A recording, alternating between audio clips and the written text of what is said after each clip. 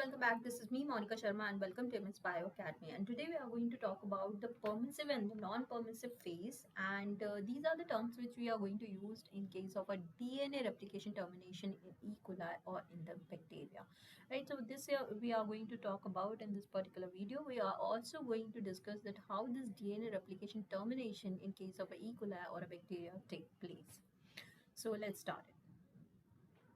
So before starting this into the deep that how this DNA replication termination actually occurs and what is this permissive and non-permissive phase in case of DNA replication termination when we study in E. coli, let's first understand the basic structure of the E. coli chromosome, right? So what is this E. coli is basically it is a bacteria as we all know, and it is a gram-negative bacteria, right? You might be knowing that it is a gram-negative bacteria, right? And the chromosome of it is mainly double-stranded circular chromosome, right? Double-stranded circular chromosome, and double-stranded means it has a polarity also. Polarity we means, what do you mean by the polarity? That one strand is running in the 5' to the 3' direction, and another one is running in the 3' to the 5' direction, as you can see here. Right now, why this polarity is required? Actually, what happened is we know that the DNA replication, how this DNA replication actually occurs. DNA replication, the main enzyme responsible for the DNA replication is the DNA polymerase. In case of bacteria, if I talk about it, is DNA pol 3, right? This is the enzyme which is going to add the nucleotides, and this add the nucleotides only in the direction from 5' to 3' direction. So if I talk about this upper strand which is running from 5' to 3' direction, the DNA polymerase, if here is the DNA polymerase, it is going to add this new strand in the 5' to 3' direction. So it is going to continuously synthesize it, right? It is quite easy for this direction to synthesize the new copy of DNA strand by DNA pol 3. But what about this lower strand which is running in the 3' to 5' direction? Can this DNA polymerase add directly the nucleotides here? No, this is quite difficult. So what it do it's normally add the nucleotides in the form of a short fragments. All right, so like this way it is going to add in the short fragments form, and these are called as the Okazaki fragments, which are later on being ligated by means of a ligase enzyme, right? So here actually what happened is this strand, since it is being synthesized in the short fragments form and not continuous, so it is little bit lag behind with respect to this above strand in terms of the new copy formation. So we call this as a lagging strand, right? We call this as a lagging strand because it is lagging behind than the above strand, which is known as a leading strand, which is continuously being synthesized, right? So this concept is clear about the leading and lagging strand, because this is required when we are going to discuss about the permissive, non-permissive phase and DNA termination. So this is clear till here. Now, another very important thing, in order to start the DNA replication, what is required is we have to initiate the DNA replication. From where in the whole entire chromosome this DNA replication will initiate?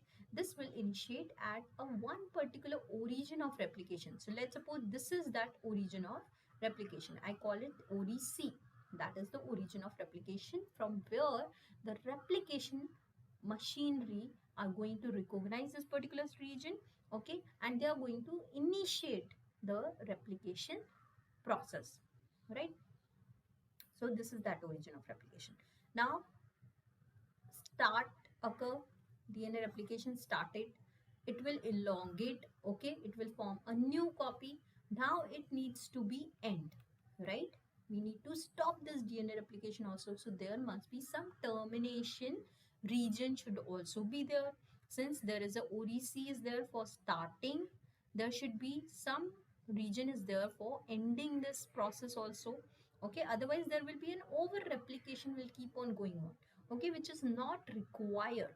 So we need to terminate this process also. So there are specific sequences are present, just like the OREC region, which is a specific sequence are present in the chromosomal DNA. So as to synthesize, to as to initiate the DNA replication, there is a specific sequences for termination also. Those are called as a TER sites.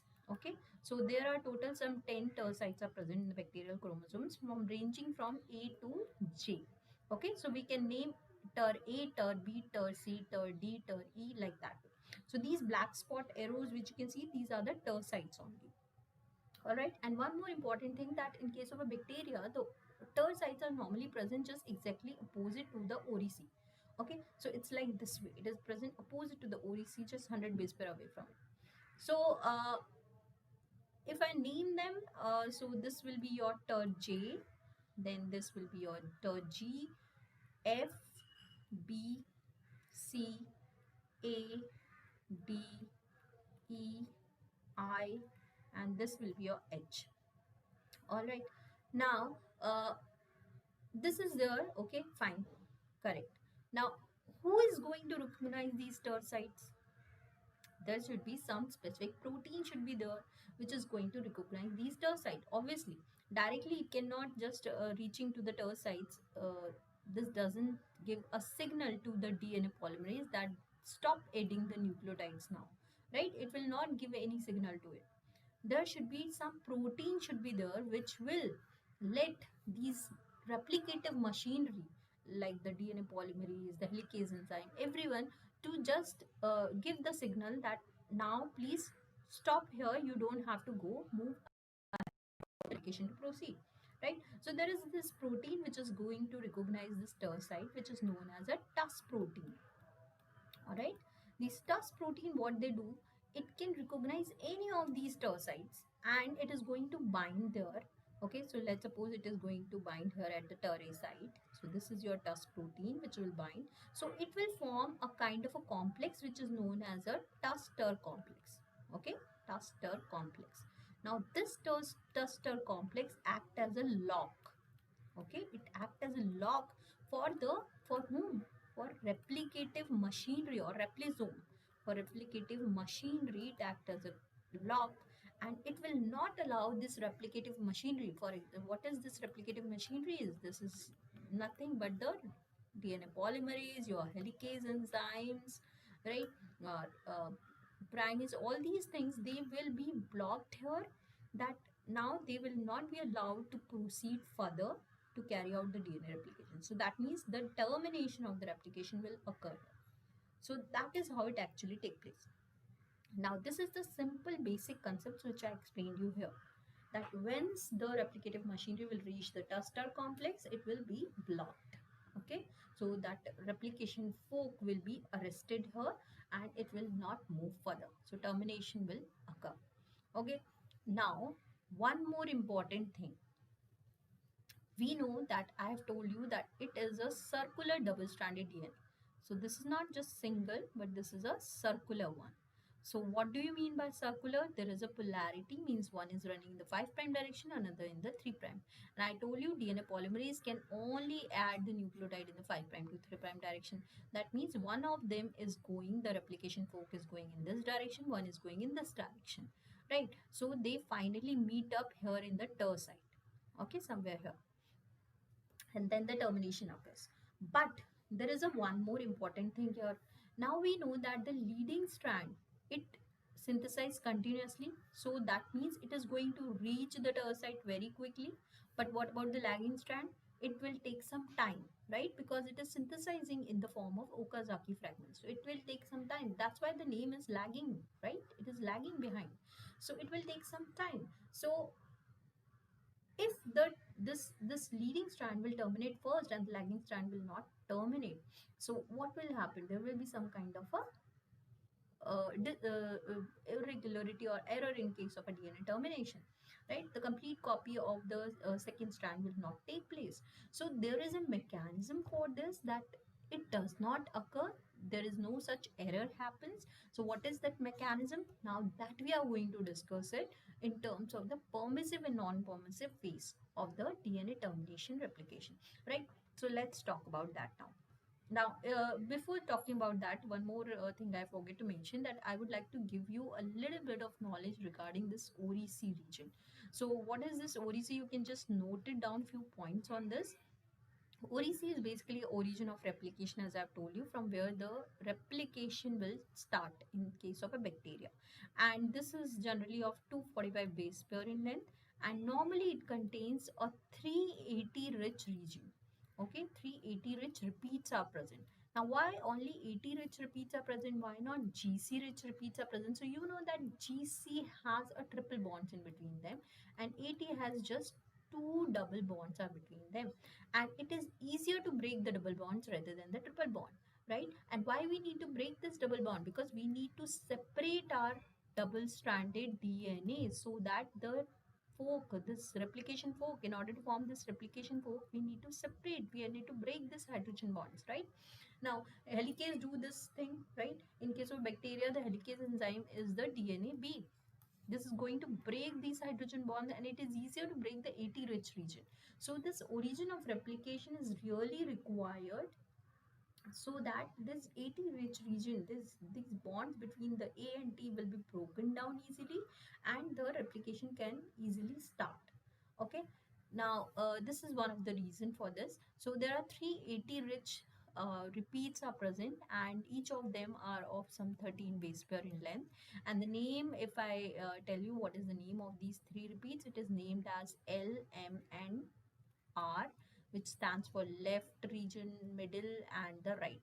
Okay, so LMR, that is how it is. And this is about the ODC. That's it. This is a little bit of knowledge which I would like to give.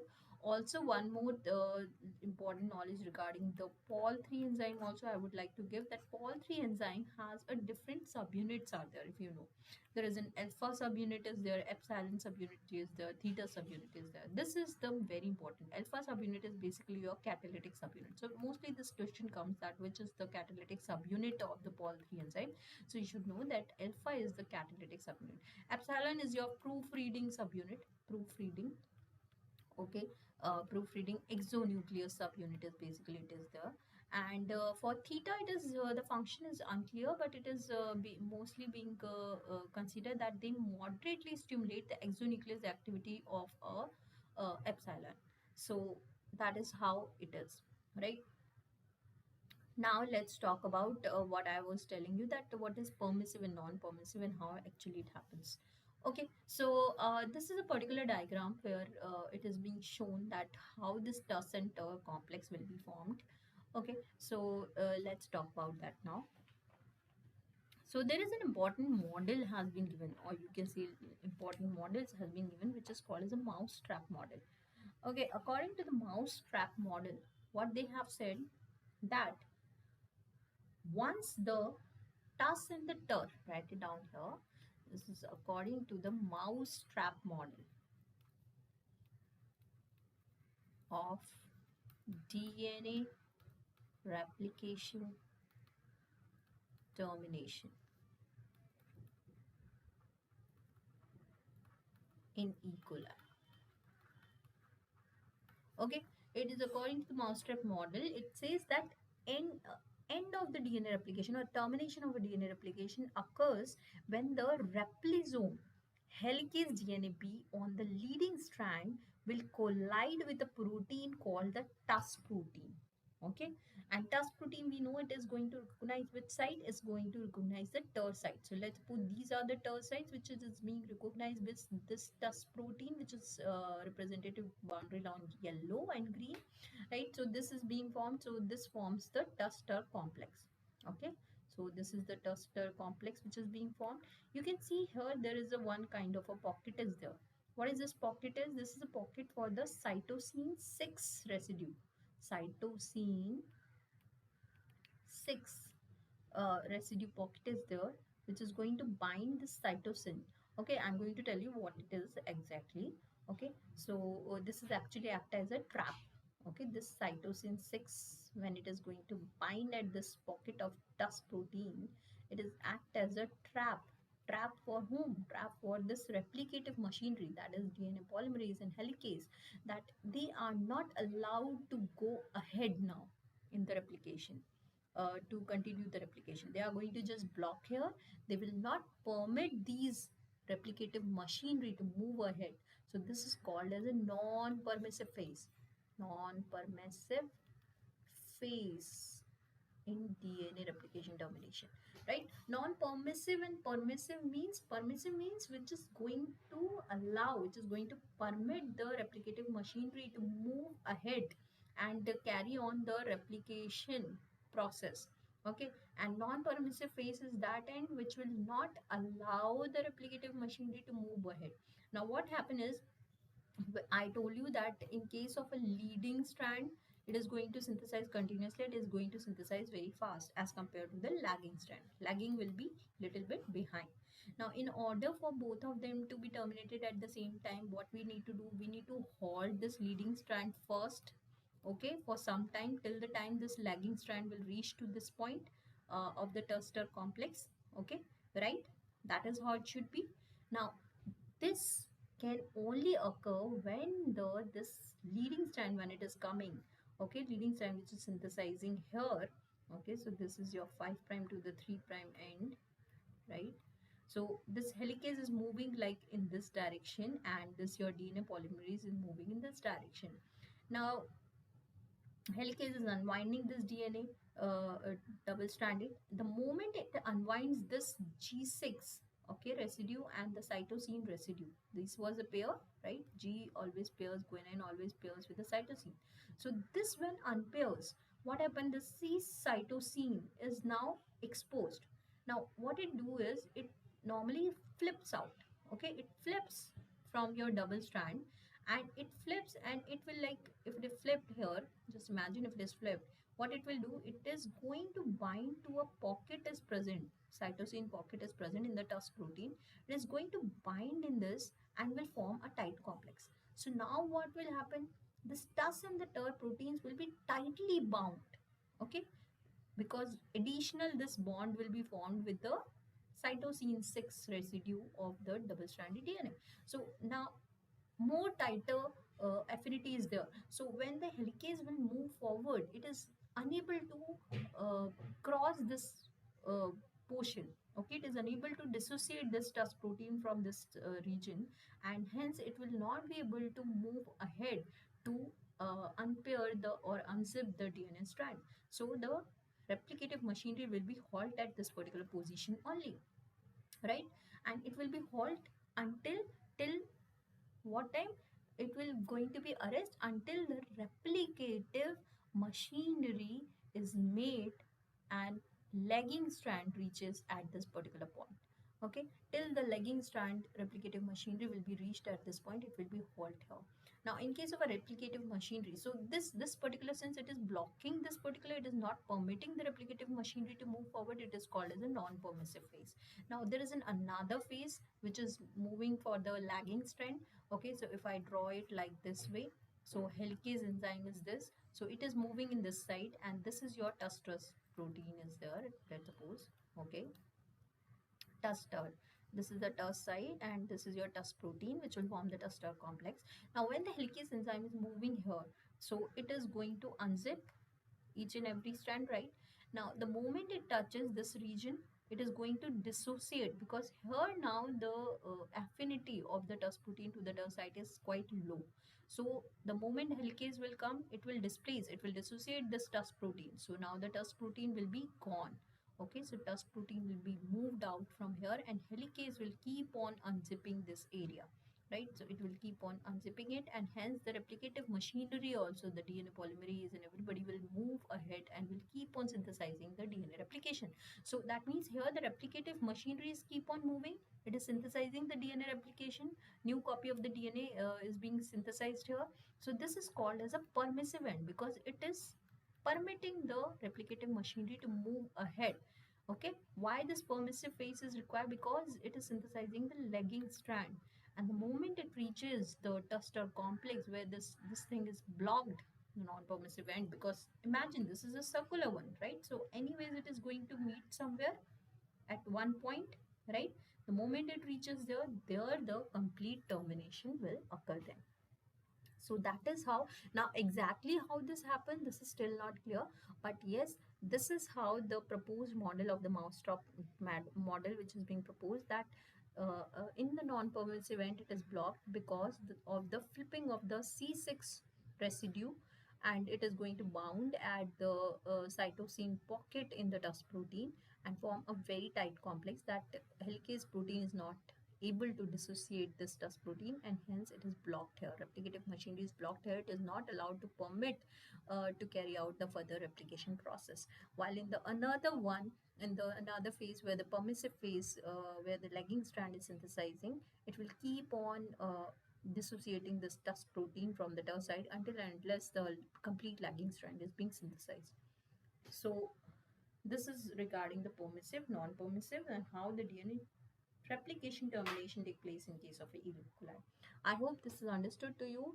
If you have any query, please let me know in the comment section down below, and don't forget to subscribe MSY Academy. Thanks for watching. Bye for now.